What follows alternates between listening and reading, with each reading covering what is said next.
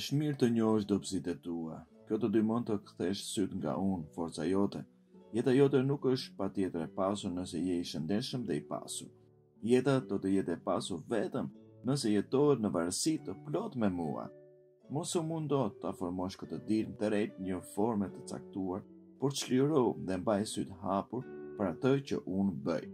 Ky qëndrim të përgatit për të gjetur atë që unë kam planifikuar për ty dhe të gëzohesh për të. Kjo gjë është shumë herë më e mirë se sa kur ti mundohesh dhe shqetësohesh që gjithçka të ecë sipas planit tënd. Mos je kaq serioz me veten. Çliro dhe qesh me mua. Unë jam në anën tënde. Për çfarë do të shqetësohesh? Unë mund të jap gjithçka që ti mund të bësh, absolutisht gjithçka që do, për sa kohë ato përputhen me vullnetin tim. Dhe sa më vështirë të jetë dita jote, aq më shumë dëshirë kam të të ndihmoj. Frika dhe shqetësimi të çojnë drejt preokupimit vetëm për veten tënde dhe të burgosin në mendimet e tua.